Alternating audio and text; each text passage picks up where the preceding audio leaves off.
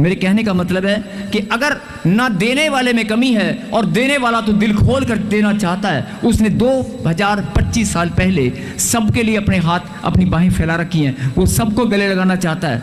2025 साल पहले उसने एग्जाम्पल स्थापित कर दिया कि मेरा प्रेम सबके लिए है। बोला आमीन। आमीन। और मैं सबको देना चाहता हूँ, मैं सबको देना चाहता हूँ, सबको बढ़ता हुआ देखना चाहता हूँ। जैसे माता पिता, अब लोग कहेंगे कि ये बात तो हम भी जानते हैं, हमें ऐसे क्यों बता रहे हो?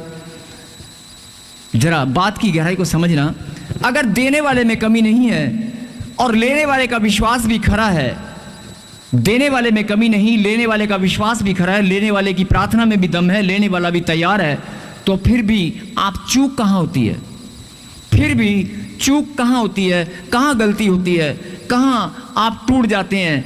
आप चर्च में आते हैं, प्रार्थना करते हैं, घर में भी दिन रात प्रार्थना करते हैं, फिर भी आपके जीवन में अचानक ऐसा मोड़ आता है, आपने जो जमा पूंजी, जो भी टारगेट किया था, जो भी आपने टारगेट किया था कि मुझे ये टारगेट अचीव करना है, जो मैं अपने लिए नहीं कर पाया मैं अपने बच्चों के लिए करूंगा, जो मेरे घराने में कोई नहीं कर पाया मैं वो अपने माता पिता का नाम फौज की नौकरी करके या पायलट बनकर या कोई बड़ा सपना दे, आपने जो भी आपने ठान रखा है, मैं उस टारगेट को अचीव करूंगा और अपने घराने में मैं सबसे पहला बच्चा बनूंगा जो गवर्नमेंट जो पाएगा, जो ऑफिसर बनेगा। ऐसे आपके सपने होते हैं, लेकिन वो सपने धैर्यशायी हो जाते हैं। चूक कहाँ होती है? आप मेरी बात को समझ रहे हैं? अरे देने वाला सच्चा और खरा है, उसने, कई लोग बोलते हैं कि हमारे पीछे श्राप करते हैं, हमारा पीछा तो कोई दुष्ट आत्मा करती है, कोई बहाना करता है। नहीं, परमेश्वर बोलता है मेरा नाम जो लेगा, जो कोई मेरा नाम लेगा, रोमियो 10:13, जो कोई मेरा नाम लेगा उद्धार को पाएगा। जैसे ही आप यीशु का नाम ग्रहण करेंगे आपका उद्धार हो जाएगा। जब आपका उद्धार हो चुका है तो कोई श्राप आपका पीछा कैसे कर सकता है? अगर मुक्तिदाता यीशु मसीह है, अगर उद्धार करता यीशु मसीह है, उसके लहू ने आपके सारे पापों को, सारे दुख तकलीफ को, सारी बीमारियों को धो दिया है, आपको शुद्ध कर दिया है। अगर आपका विश्वास है कि यीशु के लहू से आप शुद्ध हो चुके हैं तो फिर आप पवित्र हैं, आप धर्मी जन हैं, आप प्रार्थना करने वाले उसके बेटे और बेटियां हैं। और अगर आपका विश्वास खरा है, आप जानते हैं कि मेरा परमेश्वर मुझे देने वाला है और मैं सबसे पहले लाइन में खड़ा हूं, और जब आप सबसे पहले लाइन में खड़े हैं, देने वाला परमेश्वर वो भी खड़ा है, लेने वाला बच्चा वो भी खड़ा है, तो फिर चूक कहाँ हो जाती है? कहाँ आपकी ब्लेसिंग, कहाँ आपकी ब्लेसिंग, कहाँ आपकी चंगाई रुक जाती है? आप बड़ा सुंदर वचन लिखा है, जो सिद्ध मनुष्य है वो वचन में नहीं चूकता। बोल हालेलुया। हालेलुया। जो सिद्ध मनुष्य है वो वचन में नहीं चूकता। बोलो आमीन। आमीन। अगर वचन में नहीं चूकेगा तो ही सिद्ध मनुष्य कहलाएगा। और रही बात ब्लेसिंग की, चंगाई की, परमेश्वर बोलता है कि अगर तूने मेरे लिए एक हालेलुया का नारा भी लगाया, एक ताली भी बजाई, एक पसीने की,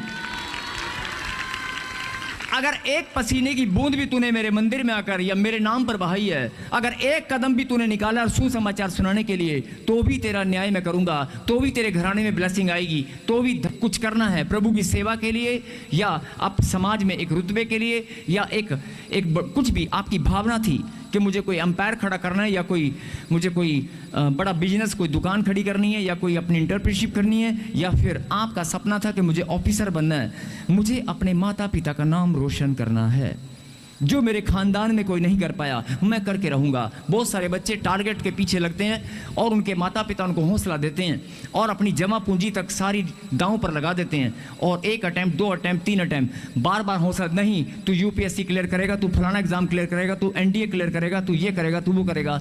लेकिन फिर भी वो बच्चा, हो सकता है 100 में से 90 पास हो गए, लेकिन वो 10 बच्चे जो पास नहीं हो पाए, 10 बच्चे जो फेलियर की गिनती में खड़े हैं, किसी ने उनके दर्द को समझा?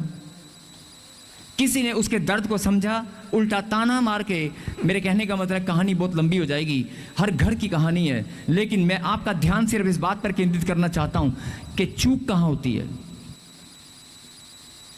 जब देने वाला खरा है, प्रार्थना में आप मजबूत हैं, भेंट और दशवांश में आप मजबूत हैं, सेवा करने में आप मजबूत हैं, प्रार्थना योद्धा हैं, सुसमाचार सुनाने में आप मजबूत हैं, आप चूक कहां करते हैं? मैं हर एक के बारे में मैं तो किसी के बारे में भी नहीं जान सकता, लेकिन जो मेरा परमेश्वर है, जो हमारा परमेश्वर है, वो एक एक के बारे में जानता है कि हर एक इंसान से चूक कहाँ होती है। परमेश्वर हर एक के बारे में जानता है। अगर मुझसे भी कोई गलती होगी तो मेरा खुदा जानता है, अगर आपसे भी कोई गलती होगी तो परमेश्वर जानता है। आप खुद जान पाए या ना जान पाए, लेकिन परमेश्वर की दृष्टि मनुष्य पर लगी रहती है, वो जानता है। बोलो आमीन।